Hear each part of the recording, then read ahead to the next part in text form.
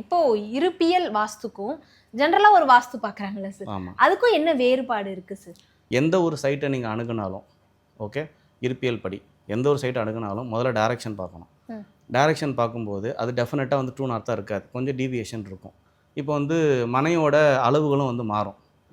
ஒன்று வந்து ஸ்கொயராக இருக்கும், ஒன்று ஹரிசாண்டல் ரெக்டாங்கிளாக இருக்கும், ஒன்று வெர்டிக்கல் ரெக்டாங்கிளாக இருக்கும்.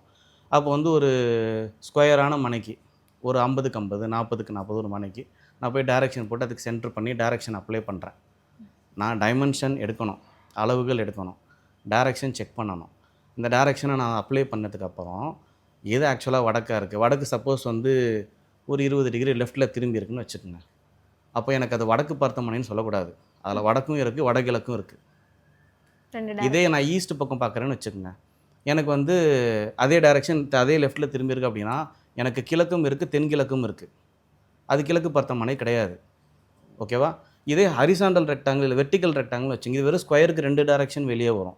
ஒரு வெர்டிக்கல் ரெக்டாங்கிளாக இருக்குது, அதாவது வந்து அந்த ஜென்ரல் பிளாட் லைக் 40க்கு 60 இல்லை 30க்கு 20 30க்கு 40 இந்த மாதிரி சைட்டில் வெர்டிக்கல் பிளாட்டாக இருக்குது.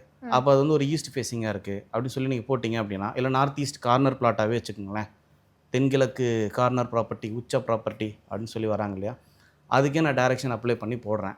அப்போ அப்படி போட்டிங்கன்னா ஈஸ்ட் பக்கம் உங்களுக்கு வந்து வெறும் ஈஸ்ட் மட்டும் இருக்காது, நார்த் ஈஸ்ட் இருக்கும், ஈஸ்ட் இருக்கும், சவுத் ஈஸ்ட் இருக்கும்.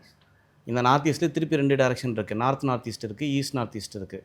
ஈஸ்ட்டில் ஈஸ்ட் பாசிட்டிவ் இருக்குது, ஈஸ்ட் நெகட்டிவ் இருக்குது. அப்போது இந்த பொதுவாக சொல்லும்போது வெறும் கிழக்கு வெறும் வடக்குன்னு சொல்லும்போது என்ன ஆகிடுதுன்னா, அது வெறும் அந்த கிழக்குன்ற பகுதி வந்து ரொம்ப கம்மி தான். ஒரு 40க்கு 60 அப்படிங்கிற ப்ராப்பர்ட்டியில் வந்து பார்த்திங்கன்னா வெறும் 20 அடி தான் கிழக்கு பகுதி வச்சுருக்கோம். தென்கிழக்கு அப்போ என்ன பண்ணும், அது வாஸ்துவில் யாருமே சொன்னது கிடையாது. தென்கிழக்கு எதோட நான் கம்பேர் பண்ணும்போது அது என்ன மாதிரியான பலன் எனக்கு தரும் அப்படிங்கிறது ஜென்ரல் வாஸ்துவில் சொல்லலை. அது வந்து வெறும் கிழக்கு வடக்கு தெற்கு மேற்கு. அதுக்கப்புறம் டேரெக்டாக வீட்டுக்குள்ளே போயிடுவாங்க. வீட்டுக்குள்ளே போய் பூஜை ரூம் எங்கே இருக்குது, எங்கே வந்துட்டு பீரோ வைக்க போகிறீங்க, எங்கே ஜன்னல் வைக்க போகிறீங்க, எங்கே வாசல் வைக்க போகிறீங்க,